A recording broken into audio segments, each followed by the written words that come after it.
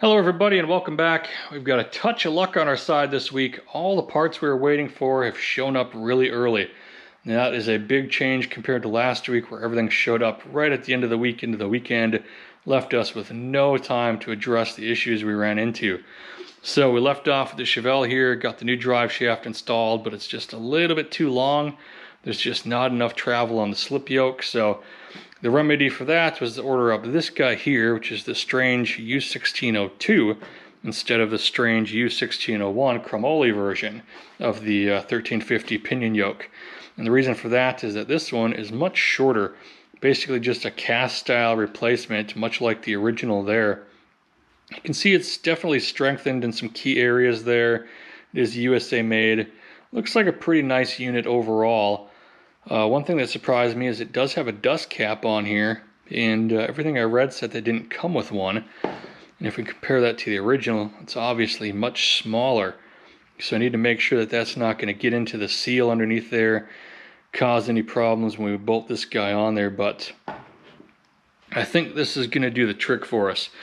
If we compare them side to side with the original there, you can see it is the exact same height. Zero change. So I think that's going to suck up probably at least 1/4 of an inch, if not a little bit more, maybe even 1/2 inch compared to the chromoly version. It's going to give us plenty of travel on that slip yoke. Now I'd thought about leaving this guy in there and running like a 1350, 1310 style U-joint, but this here got damaged, I believe, when the drive shaft failed. If I drop a U-joint in here, there's a bunch of side-to-side travel. I think these little tabs on either side got damaged, something like that. I would just be worried about it working itself free, vibrating, and just tearing itself apart.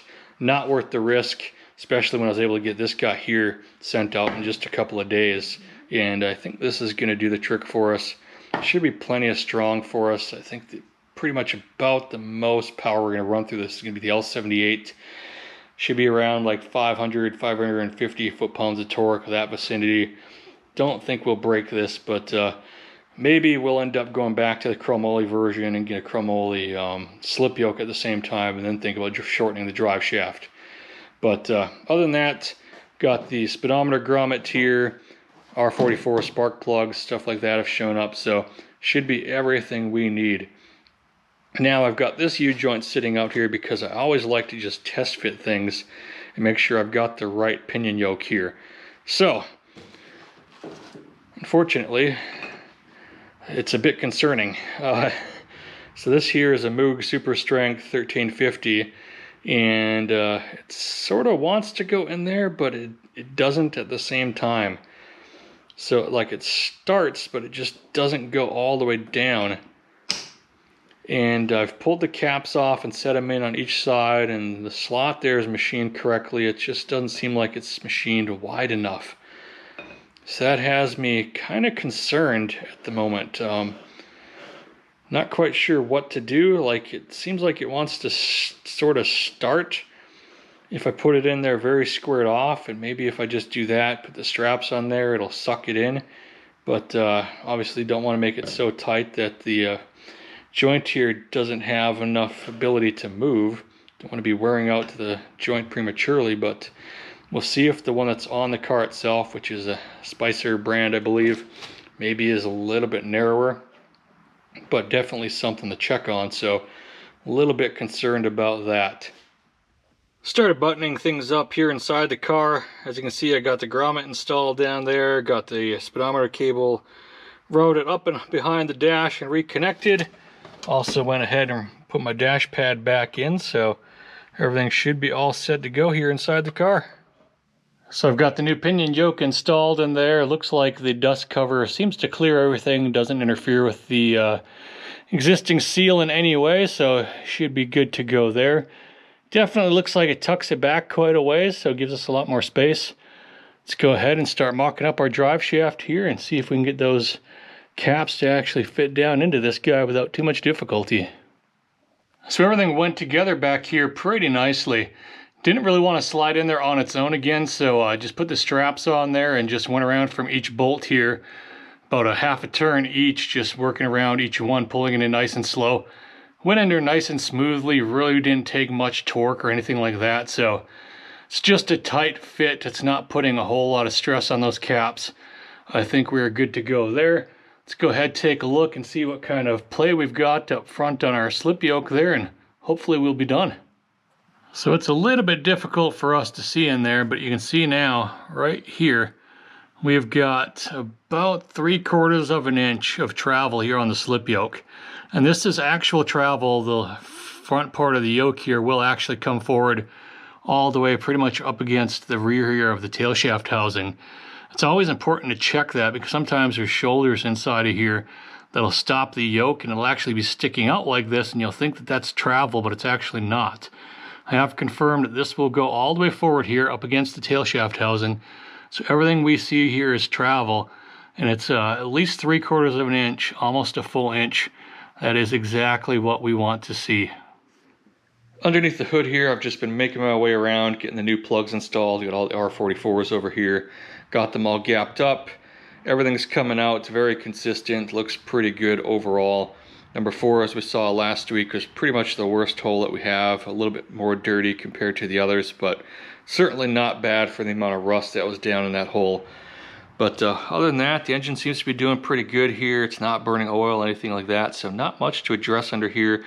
We may add a degree or two of timing a little bit later on, but what we might end up doing next is going after that quadjet, tearing that down one more time, just checking to see if we can find anything that might explain why it was just running out of fuel there at the track. So just to rule that out, we'll probably go through all of that.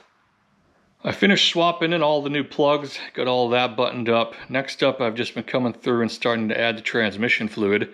Now when I bought the transmission, it came with 3 gallons of this FTI fluid along with it, so I've started adding that. I've got about 1.5 gallons in there currently. I figure this thing's probably going to end up taking around 10 to 11 quarts all said and done, so probably going to go ahead, see if I can get the car fired up right quick. I'll listen for any kind of weird, odd noises, that sort of stuff.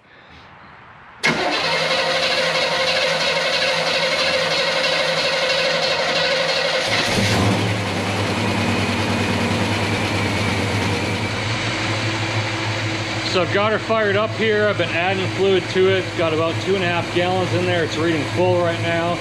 So next up, gonna hop in the car, just roll through the gears, move it backwards, forward, just ever so slightly.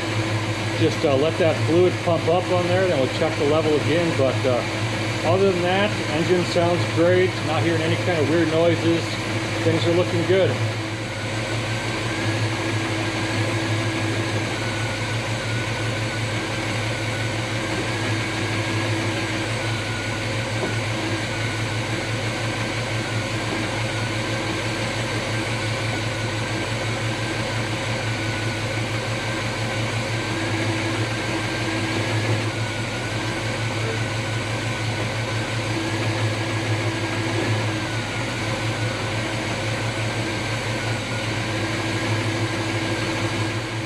So I rode through the gears there. Looks like we're getting pretty good, solid, firm engagement there. So I'm going to check on the fluid level again.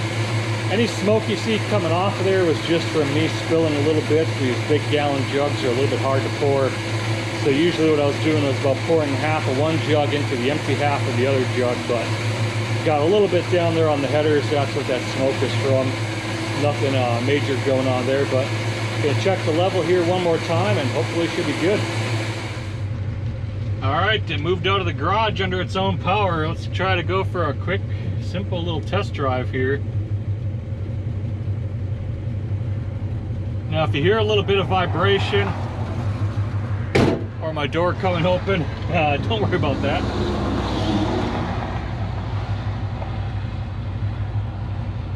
So I've got the drive shaft loop just temporarily installed in its old location. I still have to drill the holes through the floor for the new location.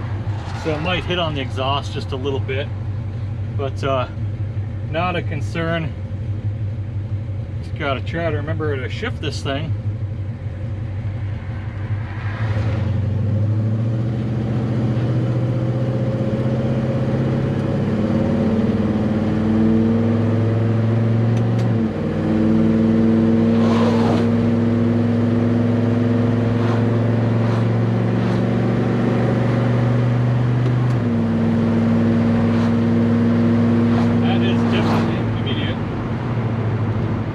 Trunk popped open on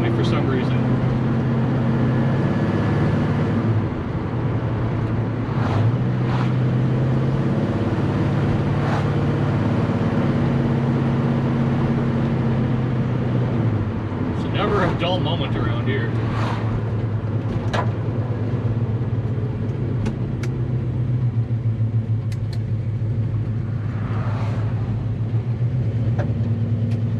And there's the hubcap in the road right here. I'm just gonna pull into this yard right quick.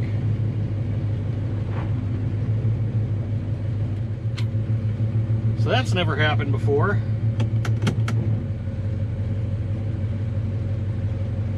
I don't remember being in there for any reason, so I'm not sure why it would just randomly bounce open.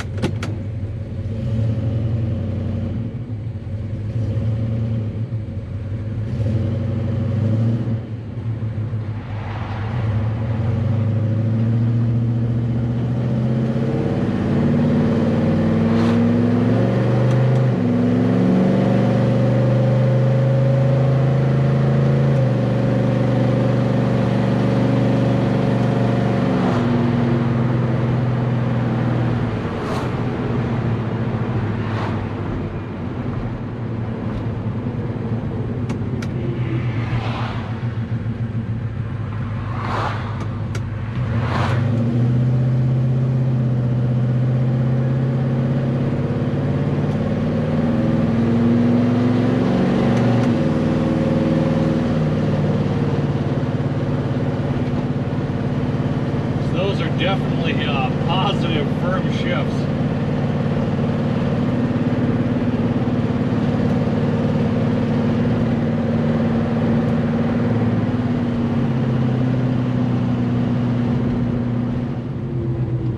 So we're going to try to keep this first drive here just pretty simple, pretty short. Just going to get back, check through everything, make sure we're not leaking any fluids. Make sure that the tranny fluid is still leveled off here, and go from there. Now it's a bit cloudy out here again. Got all those Canadian wildfires blowing smoke over here to lower Michigan, and it's a bit scary sometimes. I look in the rearview mirror and it's all foggy, and then I gotta remind myself it's not smoke from the car. Shifter here seems to be working out pretty good.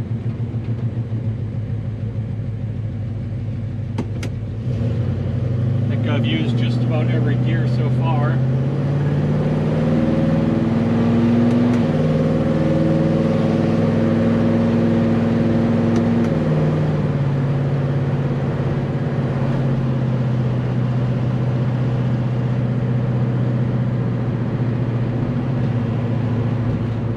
Not hearing any kind of vibrations or any kind of weird driveline noises. Things are looking pretty good. I see my speedometer cable is bouncing a bit, which I did lubricate that thing, so I'm not sure why she's bouncy on me.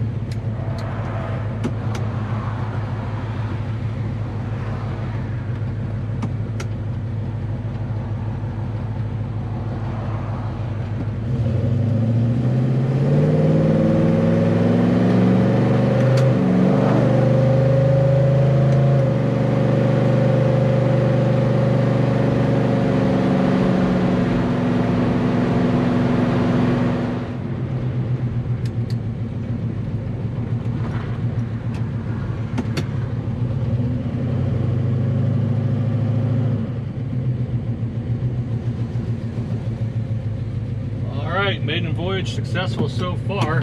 Let's go ahead, check that transmission fluid level and check for leaks. So I topped off the fluids, everything's looking great there. My tires were at the track pressure, so I aired those up. Otherwise the car seems to be doing just fine. So I'm just gonna go ahead, drive on it a little bit more, put a couple more miles on it, just shake it down a little bit. Probably not gonna get on it very hard or anything like that today. We'll start trying to dig into the fuel issues and stuff like that. Probably tomorrow, we're closer to the weekend here, but for right now, we're just gonna go for a nice Sunday cruise and see how she drives again.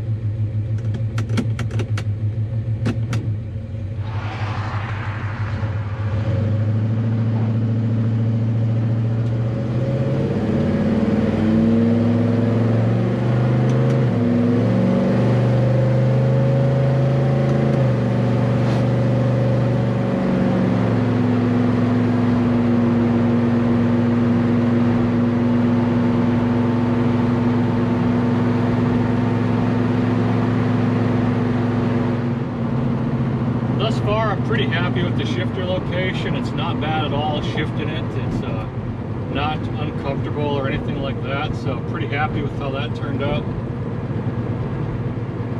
Everything's feeling pretty good.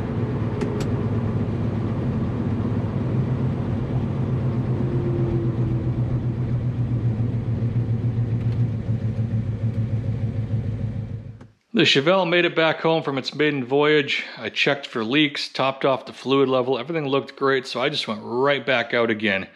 Unfortunately, I did not think about grabbing another battery for the camera, so it died on me en route. Learned a lot out there, but overall the transmission's working beautifully. That ratchet shifter setup with the bench seat, that combination worked out really nice. It's super comfortable to shift. Just need to come through here, finish up on the grip.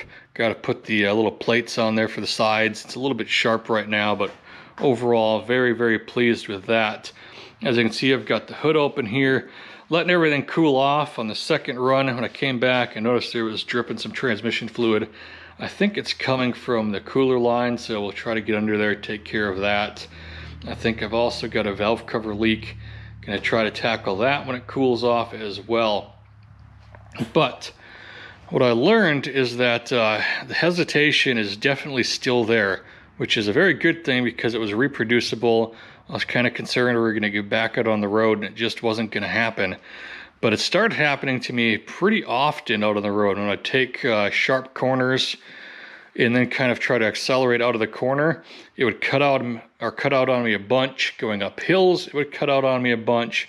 And then as I'd kind of lay in the throttle, even just like halfway, stuff like that, accelerating fairly quickly but not too spirited, it started cutting out on me.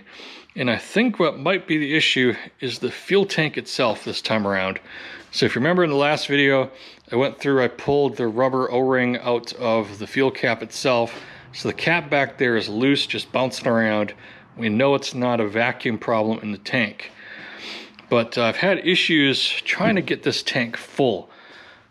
Typically when it reads like 1/8 of a tank or almost to the E mark, I can only get about 11 to 12 gallons in this thing, and then it just starts spraying out the fill tube. So I never really know the level of the tank truly. So what I noticed is that when I was out at the track the last time, I had it kind of low because I was just trying to keep extra weight off the rear of the car, just trying not to have a full tank, all the extra dead weight. So I was down to about 1/8 of a tank. I was running super late. I was just trying to get out to the track, so I figured I'd just fuel up on the way home, run with it a little bit lower than what it normally is. And it didn't really occur to me until I was out driving it out on the street. It was a little bit less than 1/8 when I was out on the street. You know, what might be happening is whenever we accelerate, I think the pickup is way up here towards the front. We're probably just sloshing all that fuel here towards the back. And I don't know if this tank has baffles in it. So the tank itself is brand new, picked it up from Jegs, just dirt cheap OE replacement style pickup with a sock on it, sending unit rather, that sort of thing. I never really looked inside the tank, so what I might go ahead and do is get my camera out, give this thing a bit of a rectal exam and take a peek inside the tank, see if there's any kind of baffles in there, that sort of thing. Also try to take a look at the fuel level, because what happened was it was cutting out on me a bunch. I stopped for fuel on the way home, put about 9 gallons in here when it was on about 1/8, somewhere in that vicinity, maybe a little bit less. It's getting pretty close to E. And then it was reading around over 3/4 full off of just 9 gallons. Probably drove another 20 miles after that and was hamming on it quite a bit. And there was no more hesitations after that point. It was running really nicely. That's why I'm thinking we might be sloshing fuel back here. So right now, it's reading about 1/2. I think I probably lost some of my fuel out of the back there with that cap the way it was. So I'm gonna go ahead and get my camera out. We'll take a peek in there, see what that looks like. All right, I went and dug my camera out. Let's go ahead and get the patient ready here.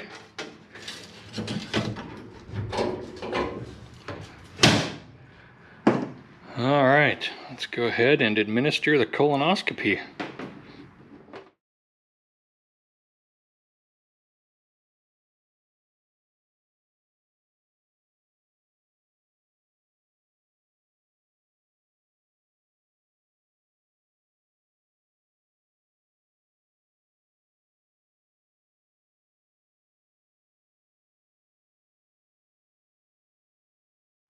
So we weren't able to see a whole lot there, but I think it was pretty informative nonetheless. So we noticed that there were 0 baffles anywhere in the tank. It is just pretty much the pickup way at the front here with the sock kind of angled towards the back. I did shove the camera down into the fuel so I could actually see the sock. It's not quite sitting like perpendicular to the bottom of the tank. It's actually kind of angled upwards a little bit. So that makes me wonder if it could potentially suck air if the fuel level is not quite high enough. Especially if we run this tank low, we accelerate, everything just sloshes to the back with no baffles, anything like that. Could easily be the case. Now what I really need to do is check and see what this thing looks like when it's down at about 1/8 or a little bit less. I always thought that at that point I probably had like 5 to 8 gallons in here, based on the fact that I can never get more than 10 gallons in here without it just pouring out the back afterwards, and it should be a 22-gallon tank, but maybe there's some other issue. So definitely informative, I think. Gives us something to look at, something to try to figure out. I mean, long-term fix, we could just get a new tank that's got baffles in it, maybe put in a sump setup, move the pickups to the back, something along those lines. Not really into this tank for a whole lot of money. It was dirt cheap from Jegs, so not a big deal.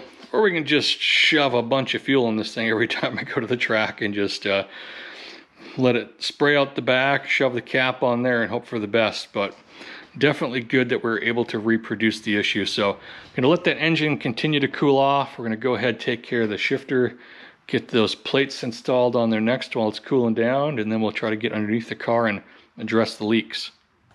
So here are the plates that we got with the shifter here. These are obviously the end plates, and it looks like it comes with 2 others here, which I'm not sure if these are optional or if they're just there for personal preference on whether or not you like your stick skinny or if you like it a little bit more girthy. And I'm just going to leave that there and go ahead and try putting these together. So I finished assembling the shifter here.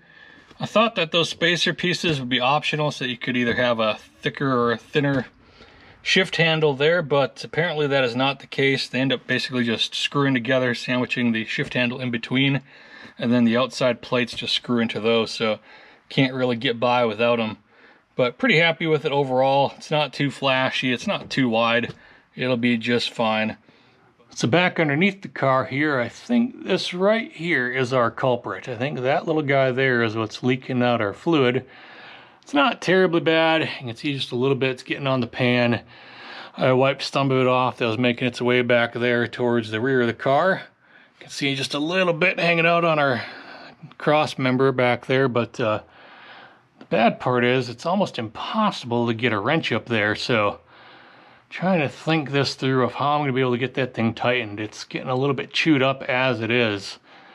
I may end up having to pull the old solenoid here for the trans brake and see if I can jam a plug in there to keep all the fluid from just dumping out, and see if that'll give me enough accessibility to get that thing tightened down. But she's looking pretty chewy. If that doesn't work, might just have to go ahead and pull these stupid fittings out of here, install the old AN fittings that I pulled out of here, and maybe we'll just tap that into the old line here, just to run a rubber small little connector for now, until we go ahead and just put a real tranny cooler in this thing. But just never ends, always these little things. So back underneath the car here, my plan is to go ahead and just take this little bracket out here, pull the old solenoid out, try to shove this little guy into the hole there and stop the bleeding as best I can, and then hopefully we'll be able to get a wrench up there and tighten on that fitting. So this may end up being pretty comical. All right, I suspect this is going to go terribly, so might as well let you watch. Let's go ahead and get this old bolt out of here. Really got to figure out what I did with my ratcheting wrenches. It's like going backwards in technology here. All right, so I think I can take this bracket out of here, and it shouldn't start spraying on me just yet. Okay. I think I've actually got to pull that out of there. I'm going to get my funnel and a container here and try to catch it. Okay, so now is the time where we make a bloody mess.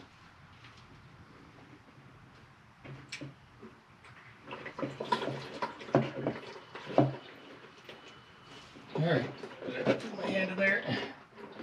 In your home you go. Get. Oh man, that worked out way better than I thought. That plug actually fit in there. Alright, this is definitely not the way my weeks usually go. I think the Chevelle gods are blessing me with one good week, and then things are going to go bad probably, but at least we've got access now to the bolt, or the fitting rather, so let's go ahead and see if we can make this work. So I put everything back together underneath the car. Hopefully we've stopped the leak. Going to go ahead and drive it a little bit longer here, and we'll check it when we get back, and hopefully everything will be taken care of.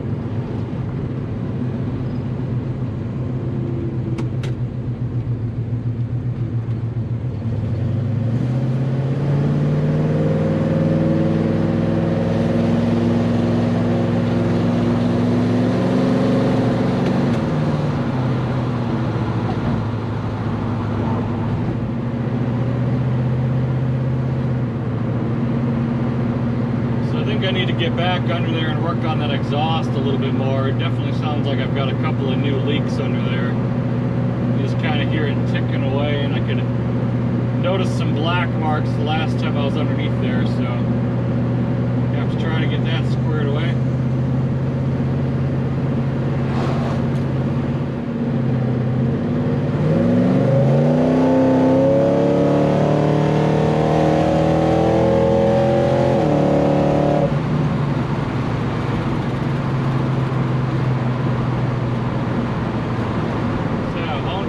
Second gear really nicely there, no hesitations, no nothing. Maybe smelled a little bit rich when I let off even.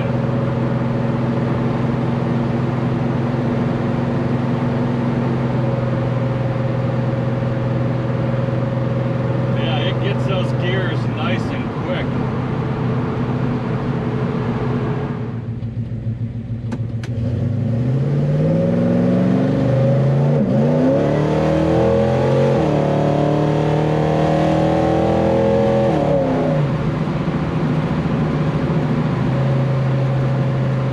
Back home again, crawled underneath the car, checked for leaks. Looks like we've got that transmission leak taken care of.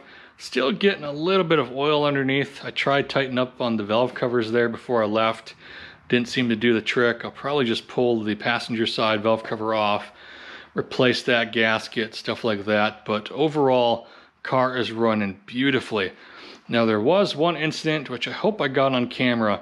I took a corner onto the highway, kind of slow rolled first gear, and then I kind of mashed it, and we got a bit of a bog. And that is not the same as the fuel issue we'd been having out at the track. That particular issue this time was your stereotypical quadra bog hesitation. I think the secondary door on there is just a touch too soft, so if we're at a bit of a roll and then we mash the throttle, it kind of bogs temporarily. It has a hiccup before it finally picks up and goes.